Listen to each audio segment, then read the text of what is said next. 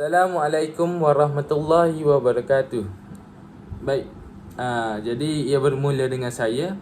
Kami akan membentangkan cara untuk membina akhlak dalam masyarakat, dalam generasi muda melalui Al-Quran dan As-Sunnah. Jadi kami memilih tajuk pergaulan bebas. Baik, akhlak yang penting dalam mencorak kehidupan setiap individu yang menentukan tingkah laku perbuatan, sama ada seseorang itu menjadi baik atau sebaliknya. Masyarakat pada zaman kini kurang akhlak, menyebabkan tingkah lakunya yang tidak bermoral dan tidak sopan di tempat awam. Jadi pergaulan bebas juga berleluasa dalam generasi muda yang dapat menyebabkan kes-kes sumbang mahram dan zina, dan akhirnya menyebabkan kelahiran anak luar nikah. Okey, baik. Jadi mari kita pergi ke isunya. Pergaulan bebas merupakan salah satu penyakit yang melanda umat pada masa kini. Pada zaman pasca modernisasi ini, pergaulan bebas tidak lagi menjadi kudis kepada pandangan masyarakat. Ia menjadi normal dalam masyarakat kini. Pergaulan bebas menjadi ikutan pada masa kini dan tidak mustahil akan ada individu Muslim yang tidak menyedari bahawa dia telah masuk dalam kategori ini. Okey, cara untuk mengatasi pergaulan bebas. Baik, kita ke langkah pertama. Yang pertama ialah menjaga batas-batas pergaulan. Di dalam Islam diperbolehkan bergaul, namun ada batas tertentu sesuai dengan syariat Islam yang diatur dalam Al-Quran dan hadis. Pergaulan yang melebihi batas sangat dilarang dalam Islam. Contohnya yang boleh kita lihat sekarang di sekeliling kita sendiri. Contohnya berdua-duaan, bersentuhan dan lain-lain. Hal ini diriwayat daripada Sayyidina Abdullah Ibn Abbas bahawa Rasulullah SAW bersabda, "La yakhluwanna rajulun bi amra'atin illa wa ma'aha zu mahramin." Maksudnya, tidak boleh untuk seorang lelaki itu berdua-duaan dengan seorang perempuan melainkan bersama-sama dengan perempuan itu mahramnya. Riwayat Muslim 1341. Kita ke langkah kedua. Langkah kedua ialah kita boleh meningkatkan kesedaran diri akan impak negatif. Remaja bergaul bebas tanpa mengira jantina menyebabkan generasi muda yang melihatnya terpengaruh serta memberikan impak yang negatif. Perlu diingatkan bahawa pergaulan bebas membawa banyak impak negatif, tidak kira bagi individu maupun masyarakat. Dalam Islam, perbuatan zina dan tindakan yang mendekati dilarang keras. Allah Subhanahu wa taala berfirman dalam surah Al-Isra ayat 32. A'udzu billahi minasyaitonir rajim. Bismillahirrahmanirrahim. Wa la taqrabuz zina innahu kana fahishatan wa sya'an sabila. Maksudnya, janganlah kamu mendekati zina. Sesungguhnya zina itu adalah perbuatan keji dan jalan terburuk.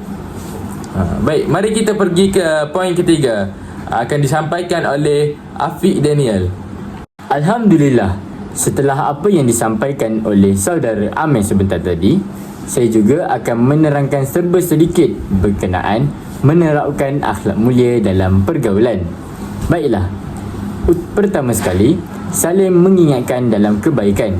Sebagai contoh, sebahagian dari pergaulan, kita perlu saling mengingatkan antara satu sama lain tentang pentingnya menjaga akhlak dan menghindari pergaulan yang rosak, iaitu sesuai dengan prinsip saling menasihati dalam kebaikan. Yang kedua, berperilaku jujur dan amanah. Ini kerana kejujuran adalah salah satu akhlak yang sangat dihargai dalam Islam dan budaya lainnya, iaitu menghindari kebohongan, fitnah dan manipulasi sangat penting untuk menjaga hubungan yang sihat. Secara ringkas, jika kita menunjukkan satu akhlak yang baik, iaitu akhlak yang mulia dalam pergaulan, sesebuah orang itu akan lebih selesa untuk bergaul dengan kita dan kita akan berkomunikasi dengan lebih baik jika kita menunjukkan akhlak yang mulia. Baiklah, seterusnya ialah menjaga diri dari pergaulan yang tidak sihat. Pertama sekali, menjaga jarak dengan lawan jenis dalam Islam adalah salah satu prinsip yang sangat penting dalam menjaga kesucian diri, menjaga kehormatan dan memelihara hubungan sosial yang sihat.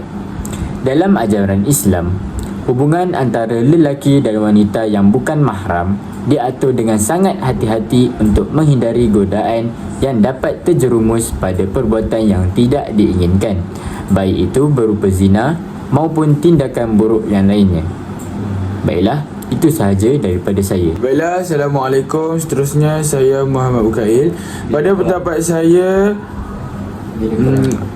cara untuk menjauhi daripada pergaulan bebas ialah mendalami ilmu agama. Pendidikan agama yang baik dan mendalam adalah kunci untuk mencegah pergaulan bebas. Ketika seseorang memahami dan mengamalkan ajaran Islam dengan baik, ia akan lebih mampu menjaga dirinya dari godaan dunia, termasuklah dalam pergaulan. Rasulullah sallallahu alaihi wasallam bersabda, ilmu adalah cahaya dan ilmu tidak akan datang kepada orang yang zalim. Hadis riwayat At-Tirmizi. Baiklah, isi yang pertama yang berkenaan dengan mendalami ilmu agama ialah, pertama sekali, menyucikan hati dan kesedaran diri. Ilmu agama dapat membantu individu untuk menyucikan hati dan meningkatkan kesedaran diri. Apabila seseorang memahami bahawa perbuatan yang melanggar hukum agama boleh membawa kepada dosa dan hukuman, ia akan lebih berhati-hati dalam tindakannya. Kesedaran ini akan mendorong seseorang untuk menjaga tingkah laku agar tidak terjerumus dalam pergaulan bebas yang boleh merosakkan maruah dan iman. Baiklah, seterusnya, manfaat mendalami ilmu agama ialah, yang pertama, kuatkan hubungan dengan Tuhan. Ilmu agama mengajar kita untuk lebih mengenali Tuhan, baik melalui pengetahuan tentang ajarannya maupun cara mendekatkan diri kepadanya. Ini dapat memberikan ketenangan dan ketenteraman dalam hidup serta meningkatkan perasaan syukur dan takwa. Yang kedua, memberi panduan dalam hidup. Ajaran agama memberi tuntutan dalam menjalani kehidupan seharian, baik dari segi etika, akhlak dan tata cara ibadat. Dan dengan ilmu agama, seseorang itu boleh menjadi lebih bijak dalam membuat keputusan, baik dalam perhubungan peribadi, sosial maupun profesional. Dan yang terakhir ialah tingkatkan keharmonian sosial. Ilmu agama mengajarkan nilai-nilai belas kasihan, tolong-menolong dan kedamaian antara manusia. Ini membantu mengukuhkan hubungan sosial, membina rasa persefahaman bersama dan mengurangkan potensi konflik antara individu atau kumpulan. Baiklah, secara keseluruhannya, kesimpulan, dengan menerapkan langkah-langkah ini berdasarkan Al-Quran dan As-Sunnah, umat Islam diharapkan mampu menghindari pergaulan bebas dan menjalani hidup sesuai dengan ajaran Islam yang benar. Menjaga pergaulan dan berpegang pada nilai-nilai agama dan moral sangat penting demi keselamatan diri, keharmonian dan masa depan yang lebih baik. Sekian sahaja perbincangan kami. Terima kasih.